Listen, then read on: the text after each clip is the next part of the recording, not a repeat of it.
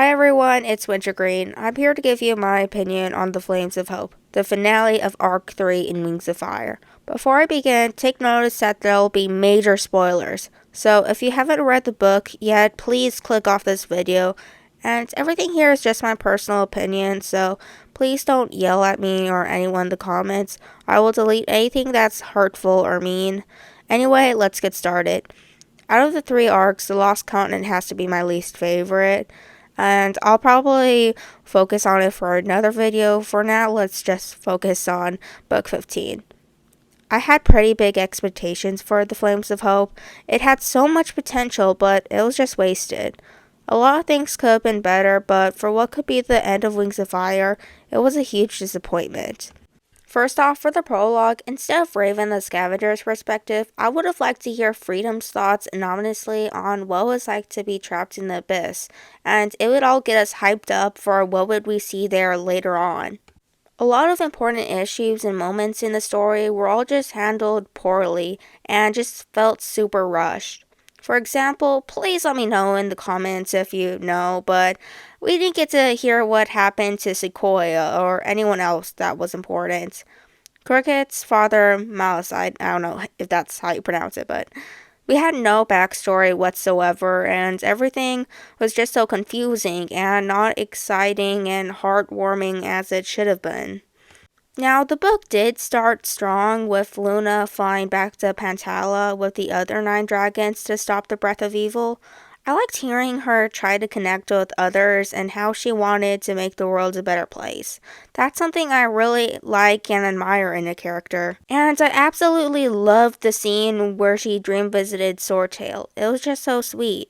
But after Moon, Kibli, Tsunami, and some of the others got kidnapped, instead of going straight to the abyss, Luna and some of the others, like Cricket, should have followed them to the Wasp Hive, while the others, including Sundew, go to the abyss. Then we'd get to see a proper reunion with Cricket and her dad. There was also something I really wanted to happen so bad, but it just didn't. Luna should have been exploring the hive on her own when she got caught all alone with either mind-controlled Swordtail or Blue. We would have felt her horror and sadness looking at the dragons she used to love being complete strangers. What used to have been silly, reckless Swordtail or gentle and kind Blue suddenly turns to mind-controlled zombies that wouldn't hesitate to hurt and kill their own girlfriend or sister. They would attack Luna, and she would keep having to dodge their attacks and fly away, not wanting to hurt them, but eventually start to run out of options and wonder if she had to fight back, or maybe even use her own flame silk against them.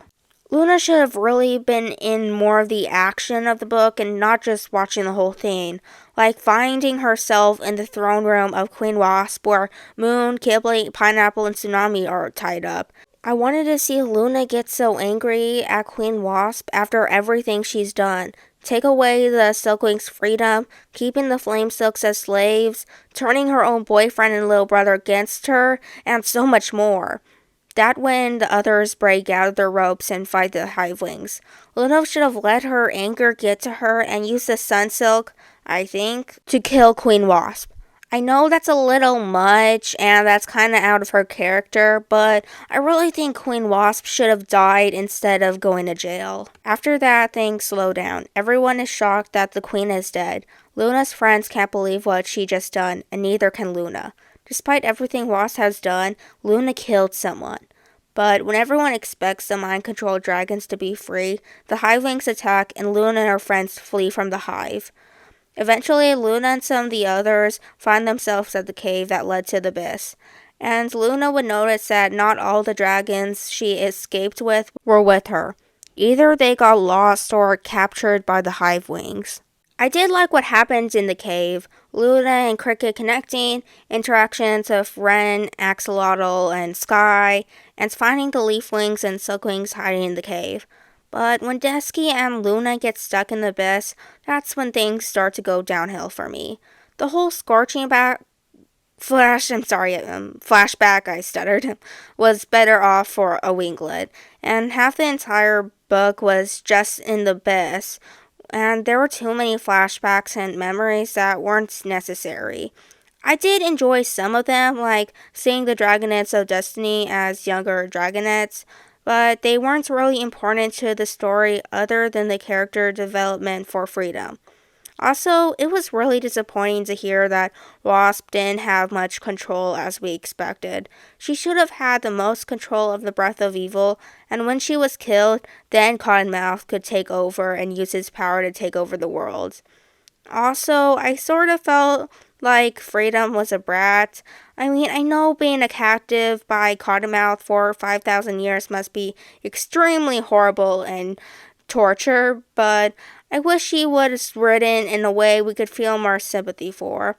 I wish Cottonmouth had more of the ability to use Freedom's powers to control the Breath of Evil, and like when she tried to fight with him, he'd wrap the vines around her to shut her up.